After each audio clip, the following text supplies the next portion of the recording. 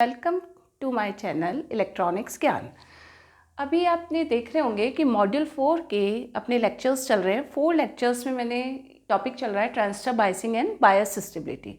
इसमें हमने different lectures में पढ़ा था कि बायसिंग क्या होती है, लोड लाइन क्या होती है, ऑपरेटिंग पॉइंट क्या होता है, स्टेबिलिटी फैक्टर, स्टेबलाइजेशन आदि के बारे में पढ़ा था।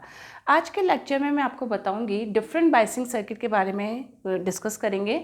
उसमें से आज हम सिर्फ फिक्स बायस बायसिंग सर्किट पढ़ेंगे कि ये क्या होता है। जैसा कि हमने देखा कि बायसिंग की रिक्वायरमेंट है कि जो हमारा ऑपरेटिंग पॉइंट है उसको स्टेबलाइज करना, और जिस पॉइंट पर हमने उसको स्टेबलाइज कर दिया है तो पूरे वर्किंग के दौरान जब कॉमन एमिटर एम्पलीफायर वर्क कर रहा है वो ऑपरेटिंग पॉइंट उसी जगह पे रहना चाहिए। इन सब के लिए हम बायसिंग करते हैं। तो बायसिंग की मेन 3 रिक्वायरमेंट है, मैं उसको रिपीट कर देती हूँ। पहला है कि ऑपरेटिंग पॉइंट को आउटपुट कैरेक्टरिस्टिक्स और लोड लाइन जहाँ एक दूसरे को काटती है उसके सेंटर में फिक्स करना।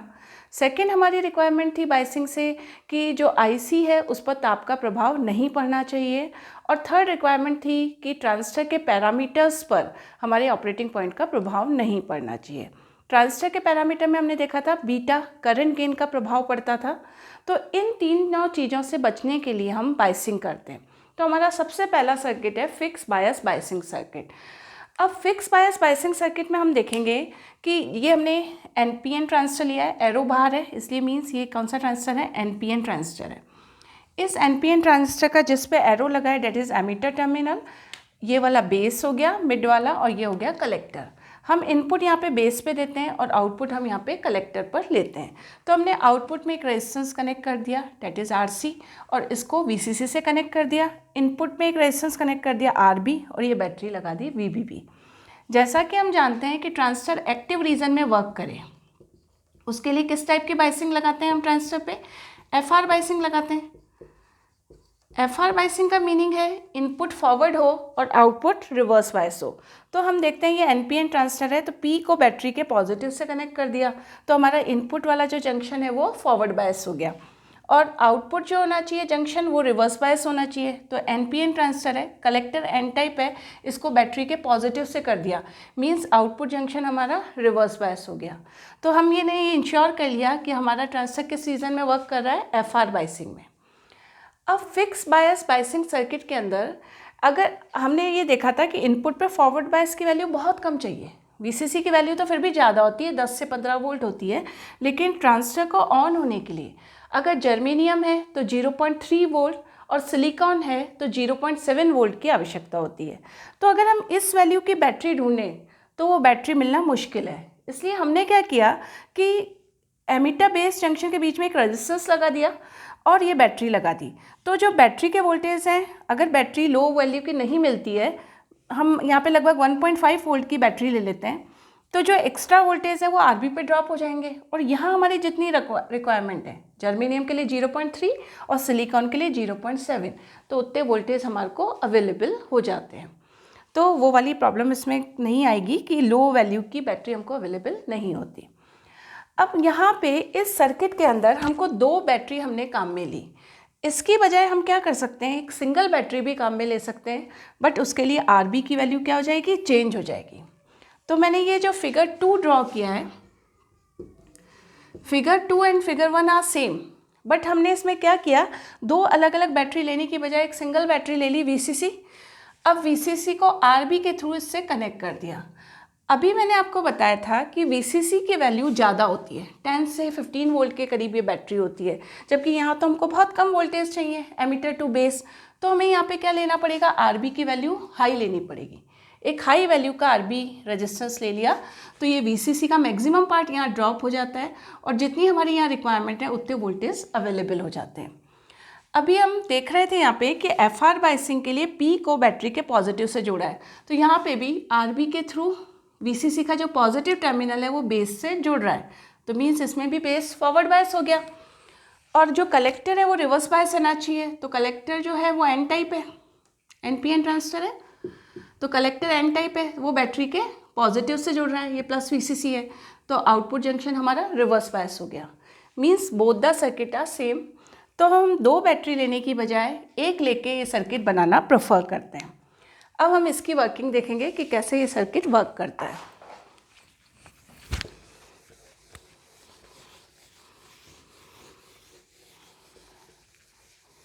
अभी हम देखें, केवल इनपुट सेक्शन कंसिडर करें। मैं आपको एक बार बता देती हूँ कि ऑपरेटिंग पॉइंट के लिए हमें कौन से 2 पैरामीटर्स की रिक्वायरमेंट होती है। हमने देखा था ऑपरेटिंग पॉइंट के कोऑर्डिनेट होते हैं। अगर एक्स एक्सिस पे वी सी लिया है तो एक्स कोऑर्डिनेट हो गया इसका वी सी, और वाई पे अगर आई सी लिया है तो इसका वाई कोऑर्डिनेट हो गया आई सी। और इन दोनों की मैक्सिमम वैल्यू होती है। मैक्सिमम मतलब मैक्सिमम वैल्यू पे तो हम लोड लाइन ड्रॉ करते हैं, और उस जैसे इसको अगर हम ड्रॉ करें इसकी कैरेक्टरिस्टिक्स, तो ट्रांजिस्टर की आउटपुट कैरेक्टरिस्टिक्स ऐसे आती थी।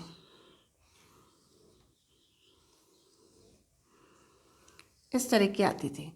अब ट्रांजिस्टर की आउटपुट कैरेक्टरिस्टिक्स के लिए हम इधर तो लेते थे कलेक्टर टू एमीटर वोल्टेज, और इधर लेते थे आउटपुट करंट यानी आईसी।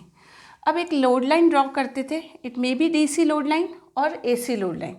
तो जहाँ मैक्सिमम वीसीई होता था, ये वाला पॉइंट होता था जिस पे मैक्सिमम वीसीई होता था, और इस पे हमारे होता था मैक्सिमम आईसी। इन पॉइंट को मिलाने वाली लाइन हमारी लोड लाइन कहलाती थी। अब जो लोड लाइन है वो आउटपुट कैरेक्टरिस्टिक्स को कई बिंदुओं पे काट रही है, यहाँ भी काट रही है, यहाँ भी काट रही है, यहाँ भी काट रही है। तो जो सेंटर वाला पॉइंट होता था हमारा, उसको हम क्यू पॉइंट कहते थे, मतलब सेंटर में फिक्स करते थे ताकि हमारा फेथफुल एम्प्लीफिकेशन हो। तो इस क्यू पॉइंट के कोऑर्डिनेट हम देखेंगे, यहाँ से यहाँ तक इसकी वैल्यू हो गई वीसी।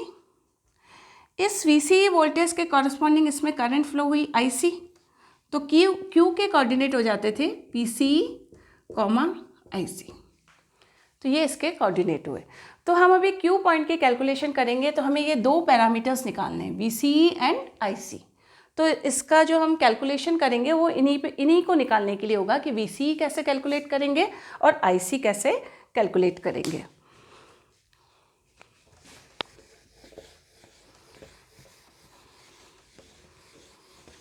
यहाँ हम सबसे पहले इनपुट सेक्शन कंसिडर करते हैं। इनपुट सेक्शन हमारा हो गया वीसीसी, आरबी, और ये वाला यहाँ से यहाँ तक ये कहलाता है वीबी, बेस टू एमीटर वोल्टेज। इसको रिप्रेजेंट करते हैं वीबी से। और कलेक्टर टू एमीटर के बीच में जो वोल्टेज ड्रॉप होते हैं उन्हें हम कहते हैं VC, collector to emitter voltage drop. अब ये पॉजिटिव होता है, ये यहाँ पे नेगेटिव होता है, यहाँ ये पॉजिटिव और ये नेगेटिव। अब अगर हम इनपुट सेक्शन को कंसिडर करें और इसका इक्विवेलेंट सर्किट बनाएं तो कुछ इस तरह से होगा।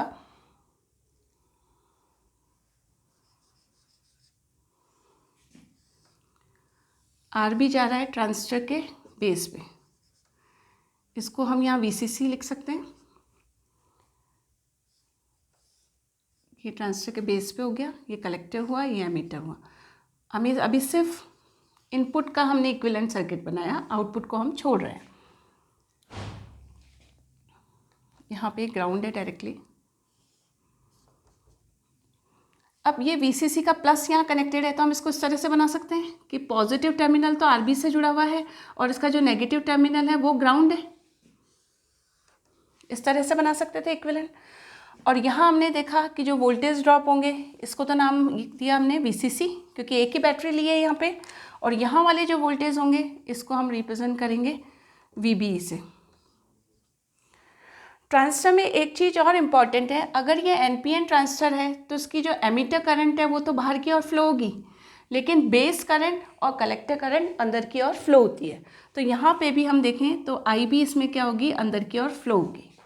तो हम कह सकते हैं कि जो वीसीसी, इस डायग्राम को देख के अगर इसमें हम केवीएल लगाते हैं तो हम देख सकते हैं कि वीसीसी वोल्टेज 2 पार्ट में डिवाइड हो रहा है। एक तो आरबी के अक्रॉस वोल्टेज ड्रॉप हो रहे हैं और नेक्स्ट हो रहा है वीबी।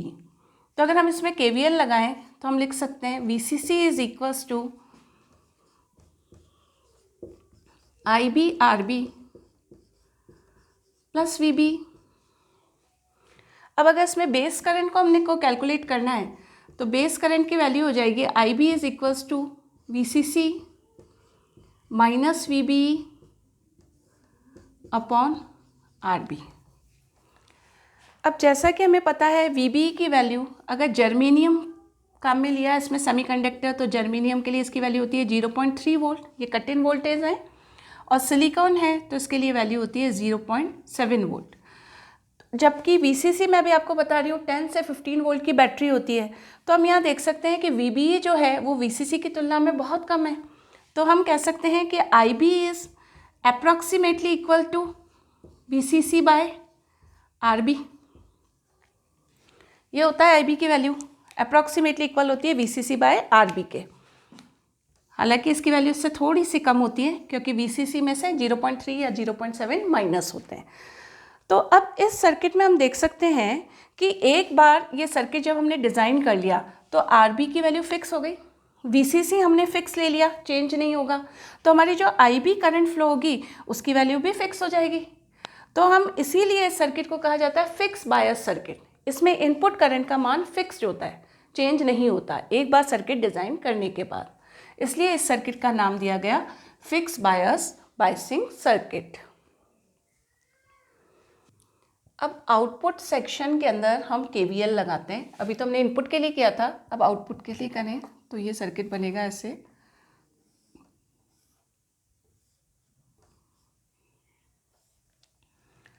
आउटपुट में हमारे लगा हुआ है RC और ये VCC के पॉजिटिव से कनेक्ट है, तो हमने VCC का पॉजिटिव कनेक्ट कर देंगे और नेगेटिव शो नहीं किया है, मीन्स वो ग्राउंडेड है, तो नेगेटिव अपना इसमें यहाँ पे ग्राउंड हो रहा है और ये एमीटर भी ग्राउंड हो रहा है, तो दोनों ग्राउंड को कनेक्ट कर दिया। तो आउटपुट का इक्विवेलेंट सर्किट ये बनेगा। इस समय हम इनपुट को कंसिडर नहीं कर रहे, इसको कहते हैं हम VCC वोल्टेज। अब हमने अभी देखा कि ट्रांजिस्टर में कलेक्टर करंट, NPN ट्रांजिस्टर में कलेक्टर करंट अंदर की ओर फ्लो होगी, तो IC इसमें अंदर की ओर फ्लो हो रही है और यहाँ से यहाँ तक के वोल्टेज, इनको हमने बोला था collector to emitter voltage VC। तो इसमें अपर टर्मिनल तो इसका हो जाता है पॉजिटिव एंड ये दिस इज नेगेटिव। अब इसके अंदर हम जानते हैं कि जो कलेक्टर करंट है उसकी वैल्यू हम कैलकुलेट कर चुके हैं। IC इज इक्वल टू होता है बीटा IB प्लस ICO। ये मैं अपने पिछले लेक्चर में बता चुकी हूँ कि क्या होता है बीटा IB, क्या होता है ICO। जैसे हमने देखा था कि कलेक्टर करंट जो है वो दो कारणों से प्रवाहित होती है। पहला कारण तो ये था कि एमीटर करंट का काफ़ी भाग इसमें प्रवाहित होता है, यानी इनपुट के कारण। तो इनपुट के कारण जो कलेक्टर करंट फ्लो हो रही है वो पार्ट होता है हमारा बीटा IB, और माइनॉरिटी कैरियर्स के कारण जो करंट फ्लो होती है उसको हम रिप्रेजेंट करते हैं ICEO से। इसका मीनिंग ये होता है reverse saturation current between collector to emitter when third terminal is open. Means collector से एमीटर की ओर बहने वाली रिवर्स सैचुरेशन करंट जबकि बेस टर्मिनल ओपन हो। तो अभी हमने यहाँ पे बेस टर्मिनल को ओपन कर रखा है, इनपुट में हमने कुछ भी कनेक्ट नहीं किया है, तो ये वैल्यू होती है इसकी। अब हमने एक रिलेशन और देखा था कि ICO is thus equals to 1 plus beta ICBO। ICBO थी collector to base current when emitter is open. अब ICO का मान ICBO से तो ज़्यादा होगा, 1 प्लस बीटा टाइम्स ज़्यादा दिख रहा है, लेकिन फिर भी हम ये मानते हैं कि बीटा IB की तुलना में अगर ये नेग्लिजिबल हो तो हम IC की अप्रॉक्सीमेट वैल्यू कैलकुलेट कर सकते हैं। तो IC की जो अप्रॉक्सीमेट वैल्यू आएगी that is equals to beta IB। ये हमारी एक फर्स्ट इक्वेशन हम मान लें, मतलब यहाँ से हमने ये अप्रॉक्सीमेट वैल्यू ली है क्योंकि इस वाले पार्ट को हमने क्या मान लिया, नेग्लिजिबल मान लिया इसकी तुलना में। हालांकि ICO की वैल्यू ICBO से ज़्यादा होती है, तो ये हमने इसको यहाँ कैलकुलेट किया। अब आउटपुट में अगर हम KVL लगाते हैं, KVL इन आउटपुट सर्किट,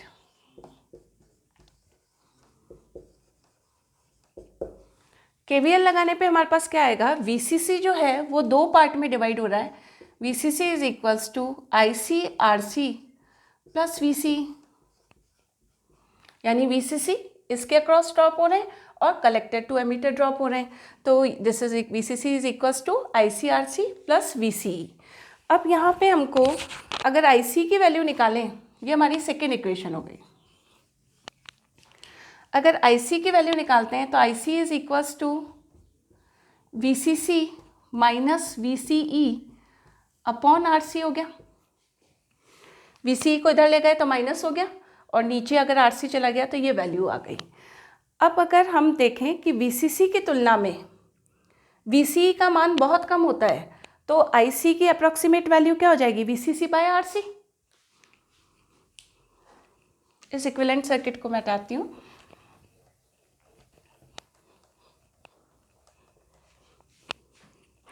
अगर इधर हम देखें कि VCC बहुत ज़्यादा है एज़ कम्पेयर टू VC, तो उसको अगर नेग्लिजिबल माने तो IC की जो मैक्सिमम वैल्यू हो जाएगी that is equals to VCC by RC। तो हम ये कहना चाह रहे हैं, एक IC की वैल्यू हमने ये कैलकुलेट की थी बीटा IB, ये हमारी है थर्ड इक्वेशन। ये हमारी कौन सी करंट हो गई? मैक्सिमम IC, मैक्सिमम इतनी फ्लो होनी चाहिए।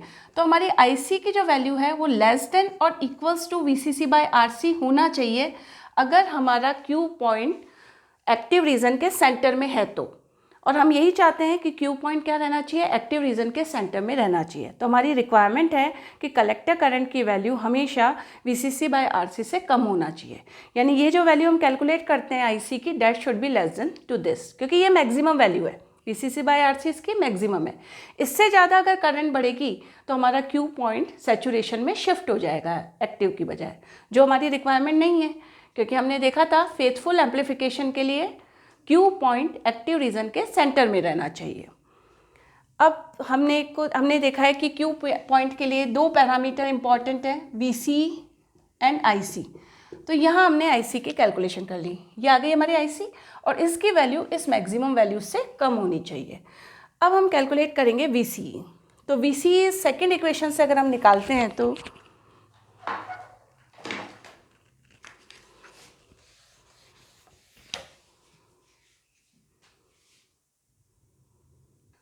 सेकेंड इक्वेशन से VC अगर हम निकालते हैं तो VC is equals to VCC minus IC RC। तो ये वैल्यू आ गई हमारी VC की, ये IC की एक वैल्यू ये आ गई, मतलब ये तो मैक्सिमम वैल्यू आ गई, और IC की जो कैलकुलेटेड वैल्यू है वो ये होगी। ये वैल्यू हमेशा इस मैक्सिमम से कम होनी चाहिए। तो ये हमने वैल्यूज़ की निकाल दी। अब हमको ये देखना है कि फिक्स बायस सर्किट हमारी रिक्वायरमेंट को फुलफ़िल करता है या नहीं। तो हमारी पहली रिक्वायरमेंट क्या थी बायसिंग सर्किट की, कि ऑपरेटिंग पॉइंट एक्टिव रीजन के सेंटर में हम इस्टेब्लिश करें। तो ये fix bias circuit Q point को सेंटर में फिक्स कर देता है, यानी ये फर्स्ट रिक्वायरमेंट हमारी फुलफ़िल करता है। लेकिन सेकेंड और थर्ड रिक्वायरमेंट ये फुलफ़िल नहीं कर पाता। सेकेंड रिक्वायरमेंट थी कि IC पर ताप का प्रभाव नहीं पड़ना चाहिए, और थर्ड रिक्वायरमेंट थी कि ट्रांजिस्टर के पैरामीटर का ऑपरेटिंग पॉइंट पर प्रभाव नहीं पड़ना चाहिए। लेकिन ये सेकेंड और थर्ड रिक्वायरमेंट को फुलफ़िल नहीं कर पाता। हालांकि फिक्स बायस सर्किट बहुत सिंपल सर्किट है, लो कॉस्ट होती है इसकी, और इसमें बहुत कम कंपोनेंट्स की हमें ज़रूरत पड़ती है। लेकिन कैसे ये सेकेंड एंड थर्ड से कैसे प्रभावित होता है, कैसे ताप का प्रभाव पड़ता है और कैसे बीटा का प्रभाव पड़ता है, वो हम इन इक्वेशन की मदद से देखेंगे।